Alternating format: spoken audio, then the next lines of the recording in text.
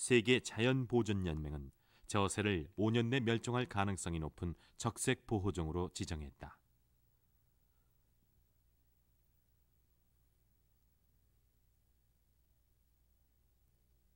종의 보존에 필수적인 기초 연구조차 돼 있지 않은 채 멸종 위기에 놓인 새.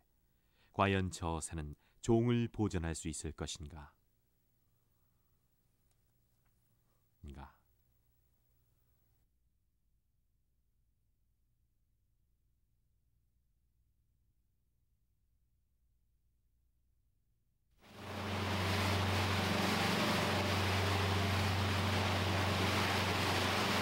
1998년 9월 서해안 군장.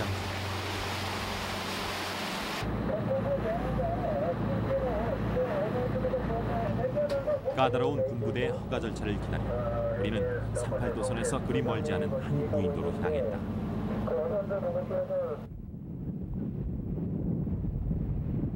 그곳은 전쟁 이후 민간인의 출입이 통제된 서해안 주요 방위 거점 중 하나인 석도였다.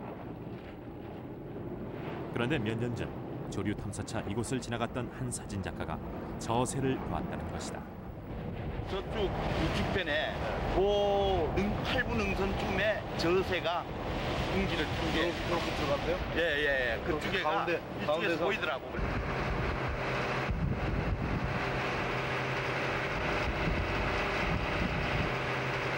산림산에 줄지어 앉은 새. 저 새는 눈에 띄지 않다.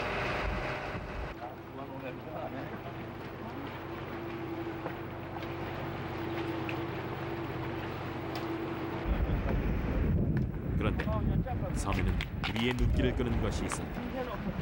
여기. 그것은 숨새는 없대요.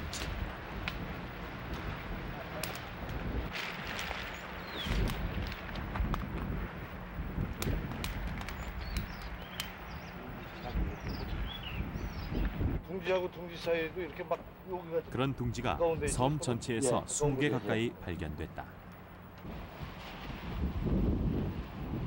둥지가 이 정도라면 다른 흔적도 남아있을 확률이 높았다. 우린 섬을 샅샅이 살펴봤다.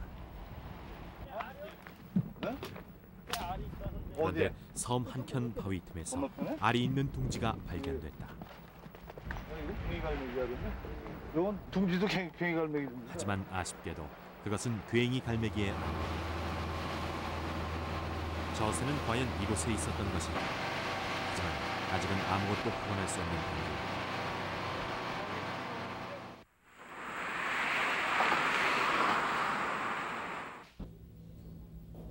한반도 서해안에서 저 새의 번식지를 처음 발견한 것은 7년 전.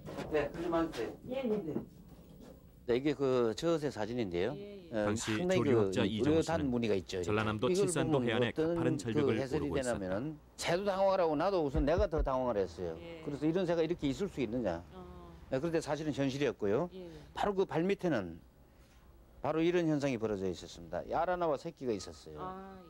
그럼 이 번식기에 있다는 거거든요. 저 새는 인적이 거의 닿지 않는 무인도의 대랑 끝에서 말이죠. 번식을 하고 사실은 있었고, 그걸 찾으려 그래도 그뭐 너무 그렇소. 오랜 기록이고 베일에 쌓여온 우리나라에 저 새의 분명히 번식지가 번식을 할수 최초로 있을 발견된 것이라는 것이다. 기대는 하고 있었어요. 한반도 서해안에 저 새가 살았다는 한 줄의 기록에 의지해 서해안을 헤맨 끝에 마침내 저 새 번식의 비밀을 풀 열쇠를 찾아낸 것이었다. 저 새가 번식하는 것을 보면은 절대적으로 그 무인도라는 거, 사람 인적이 아주 드물다는 거, 그렇지 않은 번식을 하지 않고, 그 다음에 이 간만의 차이가 많은 곳에 그 물때가 좋을 때, 즉 말하면 물이 빠지면은 먹이가 이렇게 드러난다 이거죠. 그래서 그런 어떤 천연적인 조건, 이 천의 혜택을 받는 곳이 아니면 번식을 엄두도 못 낸다는 거죠. 지난 제주도 성산포.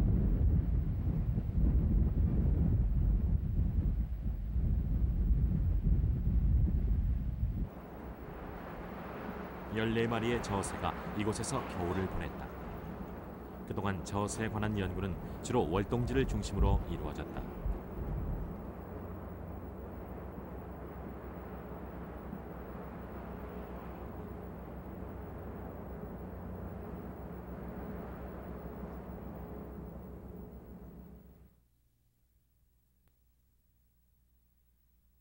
아시아에서만 사는 저새의 주요 월동지는 대만, 홍콩, 일본과 베트남 등인데 그중 최대의 월동지는 대만이다.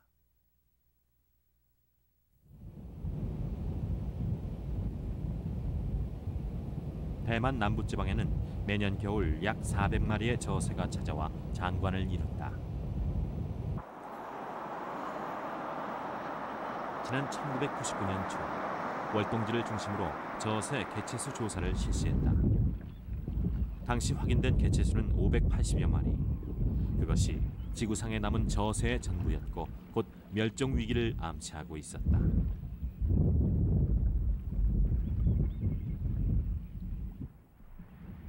이런 사실이 알려지면서 저새가 서식하고 있는 국가를 중심으로 종 보존 운동이 본격화되고 있다.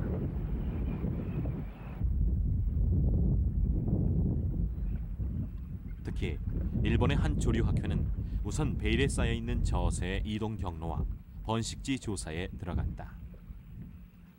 이를 위해 먼저 대만에서 월동하고 있는 새들 중에 번식을 시작하는 3년생 저새의 기초 습성을 관찰했다.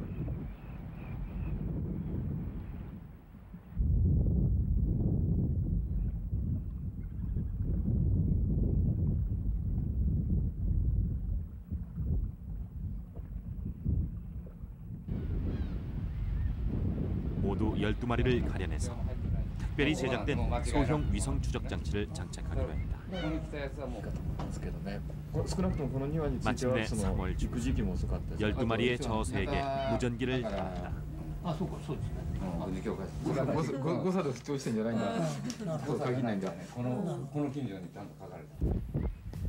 그리고 3월 말 600여 마리에 이르는 저새들이 일제히 월동지를 떠나 북상하기 시작했다. 대만에서 3마리, 홍콩에서 9마리, 추적기를 단 12마리 중에서는 9마리가 북상했다. 중국 대륙 연안을 따라 북상하던 새들의 첫 기착점은 이해칭. 다시 북상을 시작한 새들은 약속이나 한 듯 중국 동부 양쯔강 유역에 도착했다. 그런데 북상은 거기서 끝났다. 새들은 일제히 방향을 틀어 동쪽 바다를 건너기 시작했다.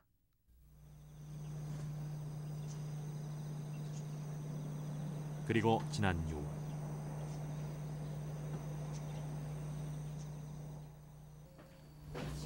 도쿄에 있는 일본의 대표적인 조류 여행자 단체인 야조.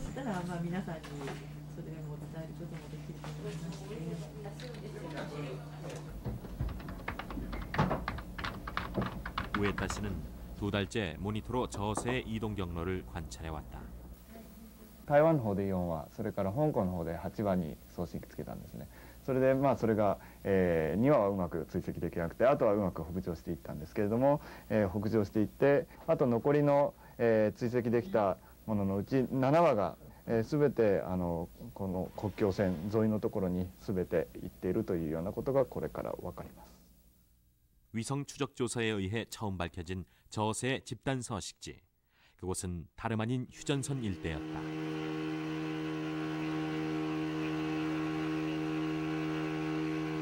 그로부터 며칠 뒤 취재팀은 다시 바다로 나갔다. 위성 추적 조사 결과 밝혀진 저새의 현재 위치는 북위 37.4도, 동경 126도. 그곳엔 약 10개에 이르는 무인도가 있었다. 그중에 취재팀이 지목한 곳은 바로 석도. 작년 가을 상당수의 둥지가 발견됐던 바로 그곳이었다.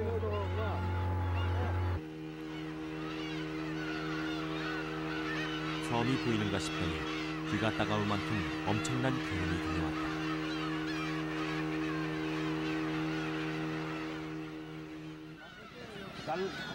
새들에게 충격을 주지 않기 위해 최대한 주의를 기울여 감사팀은 섬을 건넜다. 석도는 작년 가을과는 전혀 다른 모습이었다.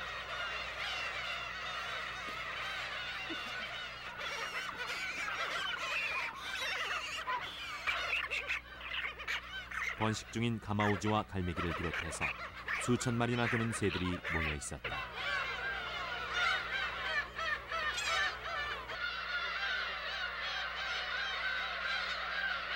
그런데 바로 그때였다. 멀리 솟는 새, 갈매기도 감아오지도 않은 새 두 마리가 눈에 들어왔다. 그것이 바로 저 새였다.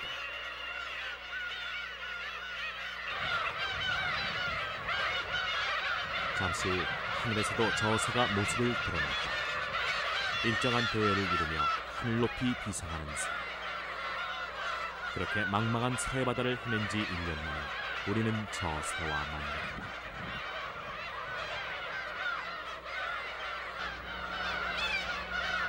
저 새를 향한 우리는 둥지를 찾아 나섰다.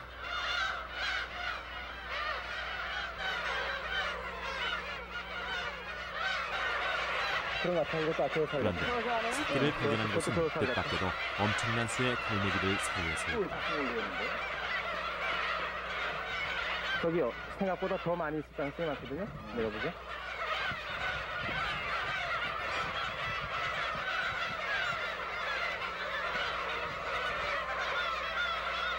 이것도 저기 아니야? 마치 그들을 울타리 삼는 듯 새끼들은 그 속에서 자라고 있었다.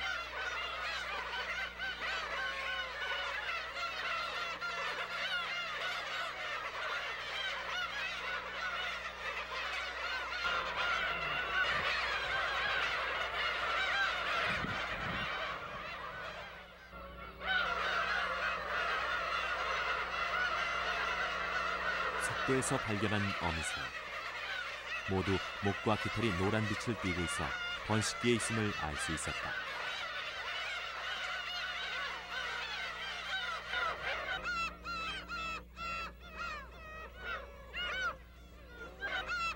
그런데 그곳에서 아직도 부화가 끝나지 않은 둥지를 발견했다. 우리는 카메라를 설치해놓고 둥지를 관찰하기 시작했다.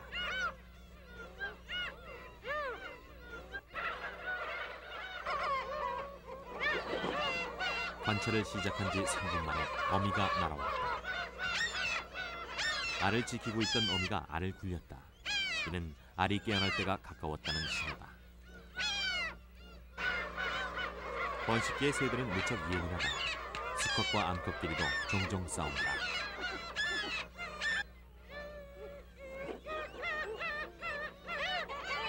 나간 지 2분 만에 어미새가 다시 둥지로 돌아왔다.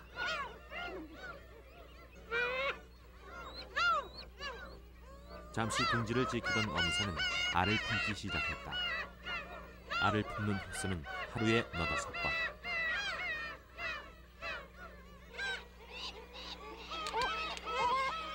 접근하던 갈매기와 한바탕 부리싸움이 벌어졌다. 갈매기는 번식의 울타리이자 천적. 둥지에 접근하자 어미새는 매섭게 쪼아 쫓아버린다.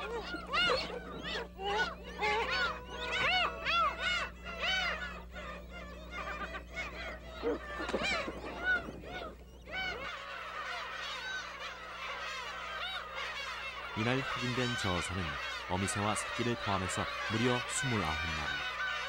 속도는 그동안 발견된 서식지 중 최대 규모였다. 멸종 위기에 놓인 저 새가 꺼져가는 종을 지키기 위해 찾아든 땅. 그곳은 지구상에 단 하나뿐인 분단의 땅, 바로 한반도 휴전선이었다.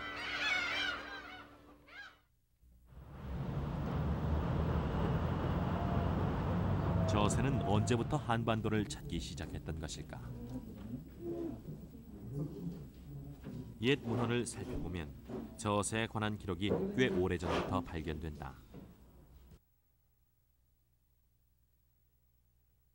그중 대표적인 문헌이 조선 중기의 유학자였던 이익이 쓴 성호사설이다. 조선의 문화를 엿보는데 가장 자주 인용되는 기록인 성호사설은 저 새를 이렇게 기록하고 있다.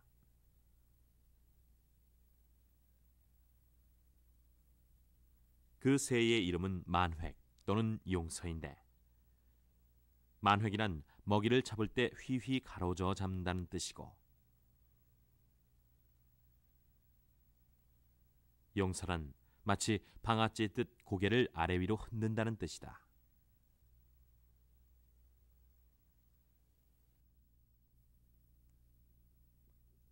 뿐만 아니라 생김새에 대해서도 묘사했는데, 만획의 생김새는 백로와 비슷한데 부리가 길고 그 끝이 둥글다라고 기록하고 있다.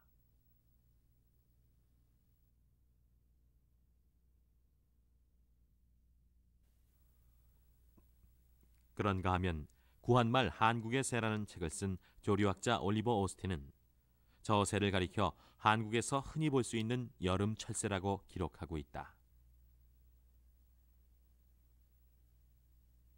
그런 저 새가 불과 한 세기도 넘기지 못한 채 멸종 위기에 놓이고 만 것이다.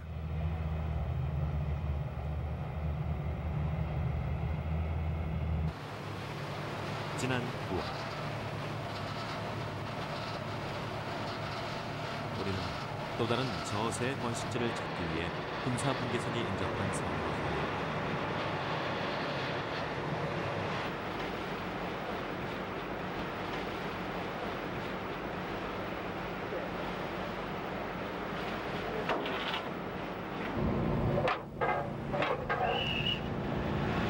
그런데 미리 협조를 구했음에도 불구하고 들어가는 등록부터 어머니 소문이다. 그 섬은 서부전선 최전방 경비 구역 내에 있었다. 주둔 부대가 망설을 만들었다.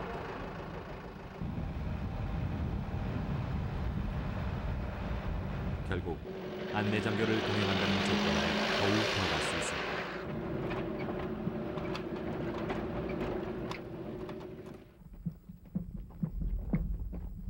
멸종 위기가 가속화되면서 저 새는 인간과 천적을 피해 더욱 깊숙한 곳으로 숨어들기 시작했다.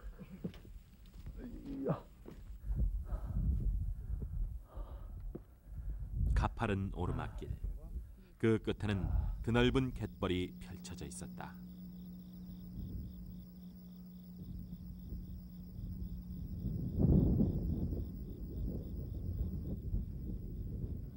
그곳엔 상당수의 새들이 있었다. 하지만 저 새는 눈에 띄지 않았다. 탐사팀은 멀리 북한 지역의 해안을 살피기 시작했다. 인간은 자유로이 오갈 수 없는 땅. 지금도 전쟁의 상처가 선연하게 남아있는 땅. 그런데 바로 그 땅에 있었다. 남쪽 해안과 북쪽 해안의 중간 지점에 있는 작은 돌섬의 해안. 눈부신 흰새들, 바로 저 새였다. 끝에 하얀 거? 저 끝에 하얀 거 누가 봤냐? 저도 폼이 좀 뭉툭한 게 저것도 저것은 너무 멀어. 폼 밑에 물이 있을 거란 말이야. 딱 이 오리들 틈에 어디선가 자꾸만 새들이 두 날아왔다. 마리인데 안 날라 들어가. 저거요? 응, 다시 돈다. 돌아서 일로 온다. 날개 끝에 한만 개. 이거 오래 새끼다, 야. 올해 태어난 새끼가 있다는 것. 그것은 이 근처 어딘가에 저새 번식지가 있음을 의미했다. 오래 번식하는 거일 가능성이 아주 높죠. 이 불이 색깔이 아직 옅고 이 날개 끝에 까만 점이 아주 짙고. 그럼 번식지가 가깝다는 얘기지. 네, 요 근처 어디서 번식하는 거예요. 과연 이곳에 번식지가 있었을까?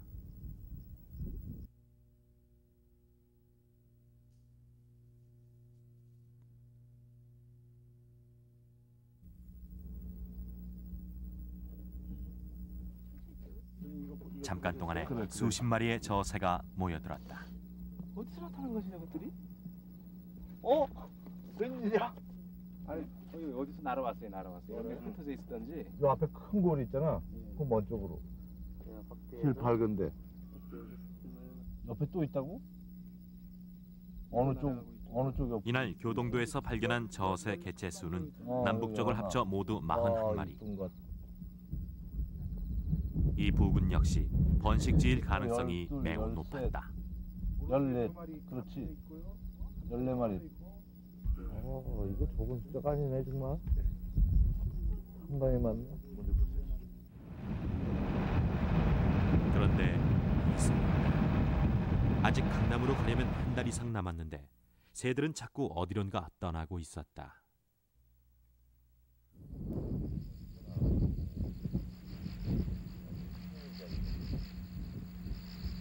새들은 어디로 간 것일까?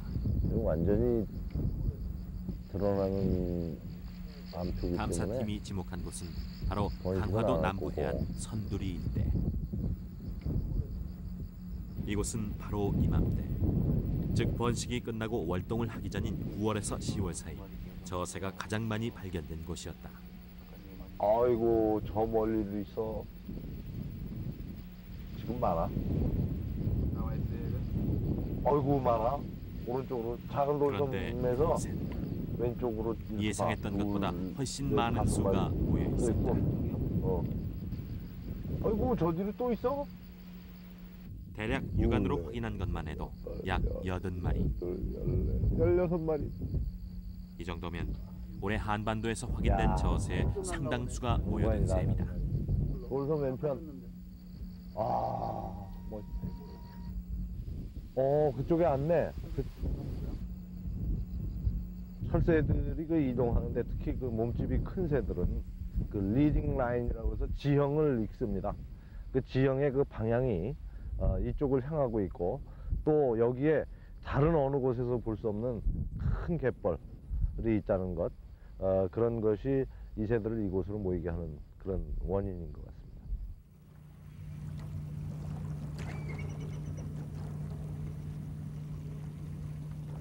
번식을 마친 새들은 월동을 앞두고 충분한 휴식을 취하는 한편 긴 여행에 지치지 않도록 몸속에 충분한 양분을 비축하기 시작한다.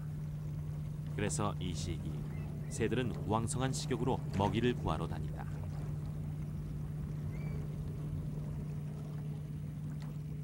저 새들이 강화도에 모여든 것도 바로 그런 이유 때문인 것이다.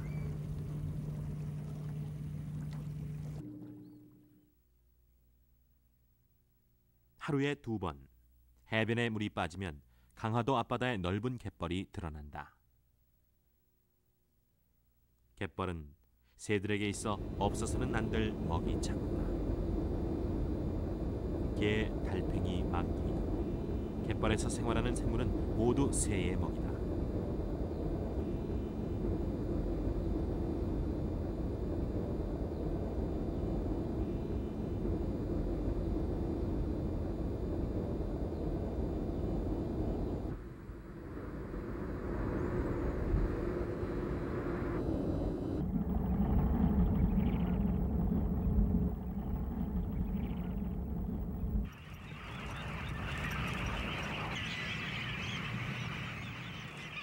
바로 그 갯벌에서 탐사팀은 처음으로 저새의 먹이 습관을 구체적으로 관찰할 수 있었다. 가장 큰 특징은 알려진 것과 마찬가지로 저어서 잡는다는 것이다. 넓적한 부리 끝으로 갯벌을 저어가며 먹이 사냥을 시작한다. 먹이를 잡을 때 눈은 있으나 마나 넓적한 부리에 가려서 보이지 않는다. 대신 부리 끝의 예민한 촉감을 이용해서 먹이를 낚아채는다.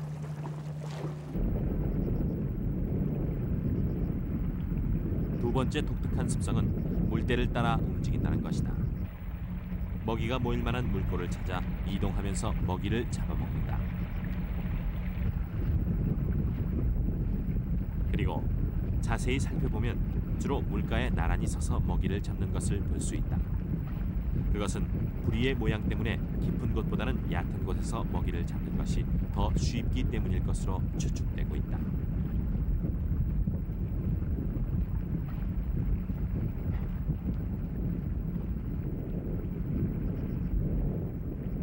이런 독특한 먹이 습관 때문에 새끼들은 성장한 후에도 상당 기간 어미가 물어다주는 먹이에 의존하게 된다.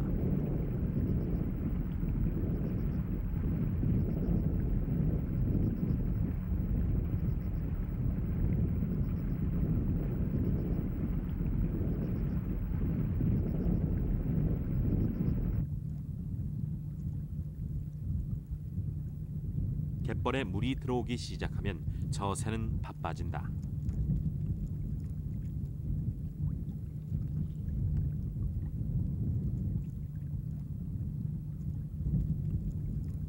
저 새가 좋아하는 먹이는 게와 새우, 그리고 망둥어 등 작은 물고기리요.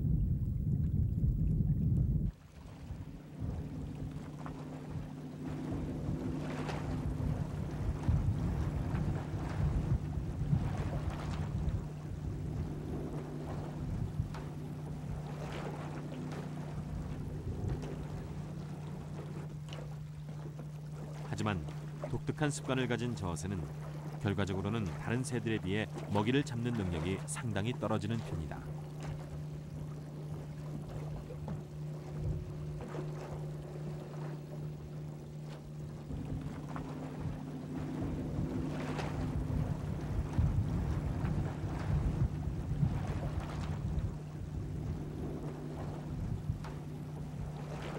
이것은 그만큼 다른 새들보다 더 풍부한 먹이가 보장돼야 한다는 것을 의미한다.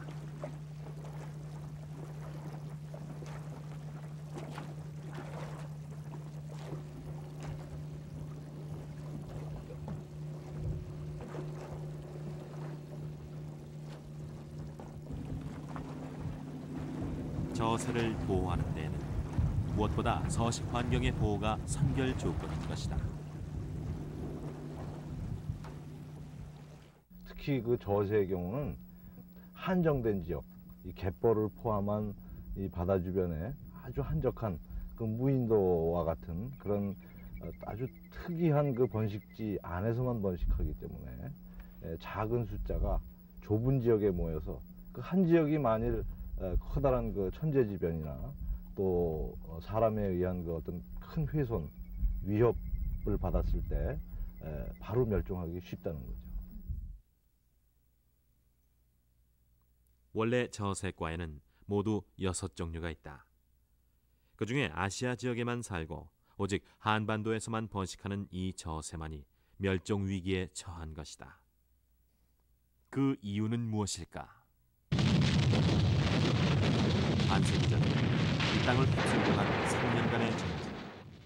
세계 조류 도감을 보면 바로 그 전쟁 때부터 저새가 급격히 줄어들기 시작했다고 기록하고 있다.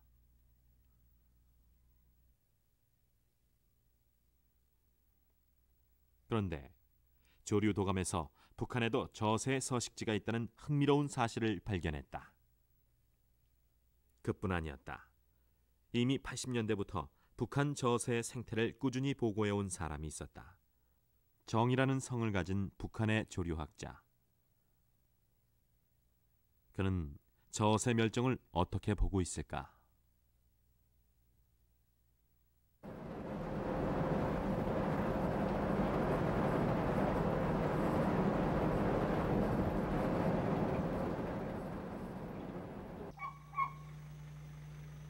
일본 도쿄시에 있는 야조회 연구센터.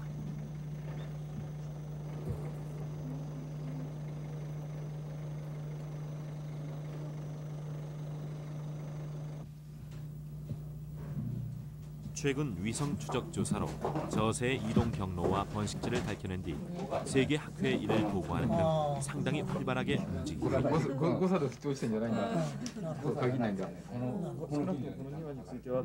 특히 이번 저새의 이동 경로 추적에는 추적 장치를 개발하고 이를 지원해준 일본 NTT의 도움도 컸으나 모든 과정에서 자문을 담당해준 한 조류학자의 도움이 결정적이었다.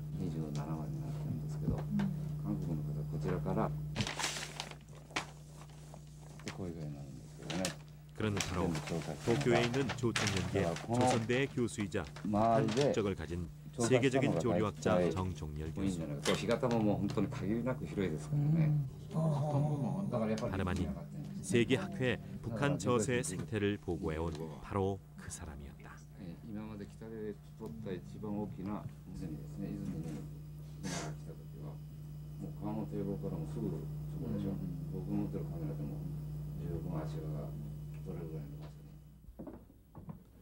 모임이 끝난 뒤 정종열 교수는 남쪽에서 온 취재진에게 한 편의 논문을 보여주었다. 저새에 관한 논문인데 제1부가 저새 번식 생태. 이것은 아까 사진 보였는데 암수가 배아로 되는 이 디스플레이. 그 논문은 4년 전 조선대학에 발표한 것으로 북한 서해 덕도에서 세계에서 처음으로 관찰 기록한 저새의 번식 과정을 상세히 기록한 것이었다. 덕도는 충남 온천군에 있는 무인도로 저새가 발견된 이래 천연 보호구로 지정 보호하고 있다.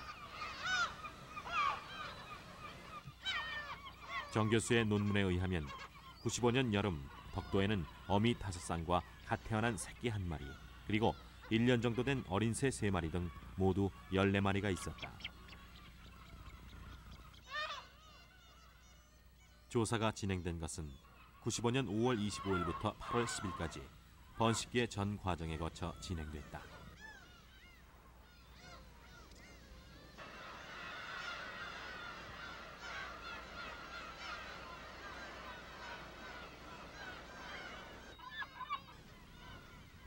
알은 최대 3개, 갈매기가 먹어버리는 경우에는 다시 알을 낳는다. 알을 품는 기간은 정확하게 26일.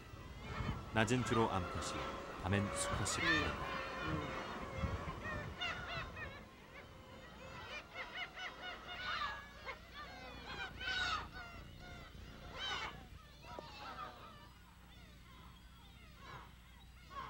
번식은 구의 행동으로부터 시작된다. 저새가 구애를 할 때는 수컷이 부리로 암컷의 뺨, 머리, 목의 순서로 깃을 다듬듯이 쓰다듬어준다. 이렇게 4, 5분간 구애를 하다가 머리깃을 세우고 교미를 시작한다.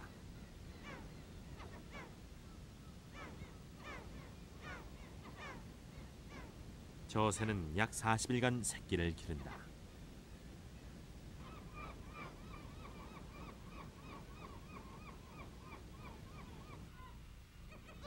새끼는 배가 고프면 이렇게 고개를 방아찌듯 아래 위로 흔들며 먹이를 달라고 보챈다.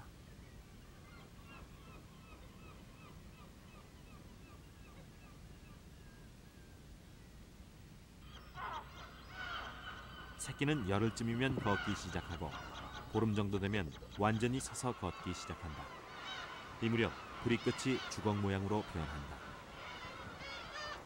26일쯤 되면 자주 일어나 날개를 치면서 나는 연습을 하기 시작한다. 그리고 태어난 지 2달이 되면 둥지를 떠난다. 저새 세계 가장 큰 번식지, 압도적인 번식지가 우리나라에 있다는 거. 이런 의미에서는 우리의 서해 환경이 얼마나 좋은가, 이것을 계속 후손들에게 남겨야 할 이 사명도 우리에게 있다고, 그런 의미에서. 하지만 과연 언제까지 자연 환경에만 종의 보존을 의존할 수 있을 것인가? 이런 생각에 마음이 무거울 때면 도쿄 교외에 위치한 한 동물원을 찾는다.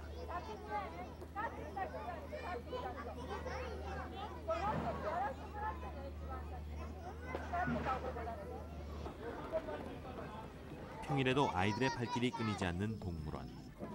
그곳에 아이들과 친하지 않은 동물은 없다.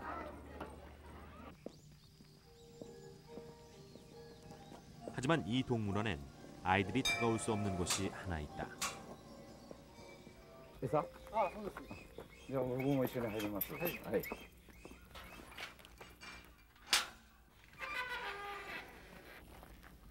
그곳은 이 동물원의 유일한 격리 시설인 저새장이다.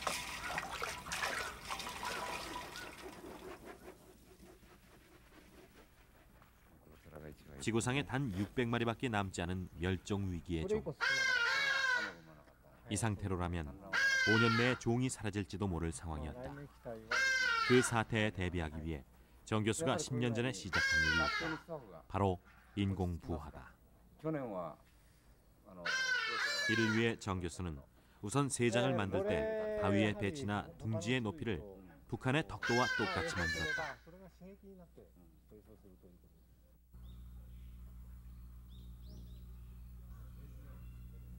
먹이도 되도록 혼자 잡아서 먹도록 가르치고 있다.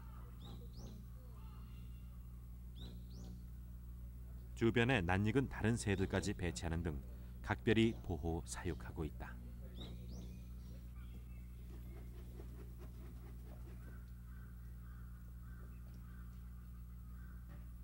(10년) 동안 17번의 인공 사육을 시도했으나 모두 실패하고 겨우 한 마리만 살아남았다. 여기 살고 있는 저새 중에 다리에 파란색 띠를 두른 것이 인공 부화된 것이다.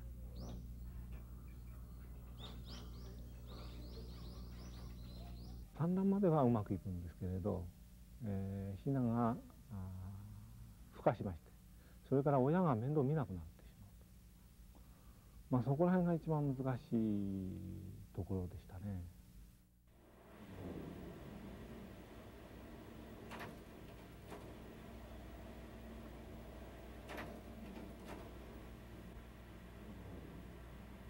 그렇다면 그 원인은 어디에 있을까?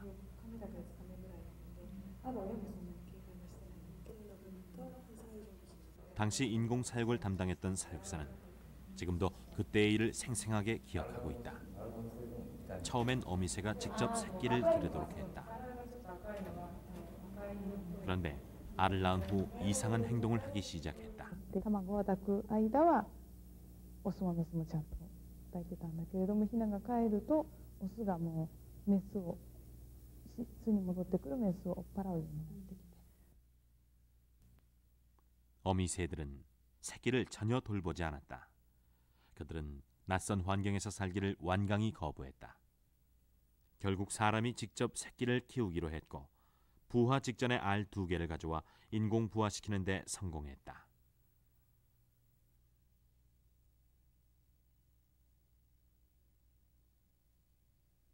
하지만 인공 사육도 순조롭지 못했다. 세심한 보살핌에도 불구하고 인공 사육된 새끼들은 자연 상태에서 자라는 새끼들과는 상당한 차이를 보였다. 특히 영양 결핍으로 인해 발육 상태가 좋지 않았다. 그런 어려움 속에서 마침내 한 마리를 인공 사육하는 데 성공했다. 이렇게 일본은 이미 10년 전부터 사라져가는 저새의 종을 보호하는 데 심혈을 기울여 왔던 것이다.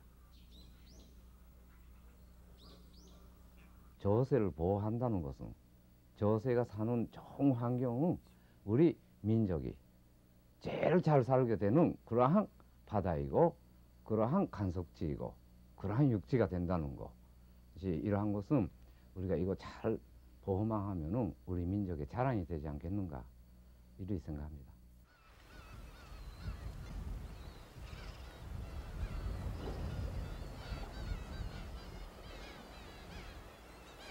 가을이 깊어가면서 새들은 다시 월동지로 긴 여행을 시작한다.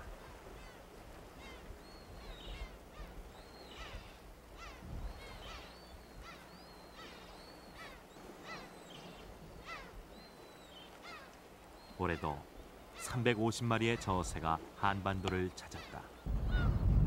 번식기의 저새가 서해안 비무장지대로 몰려드는 것은 멸종 위기를 느낀 새들의 치열한 생존 본능인지도 모른다.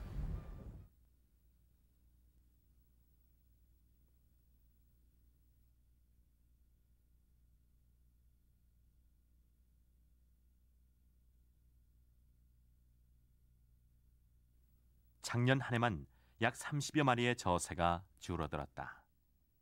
저새는 과연 종을 보존할 수 있을 것인가?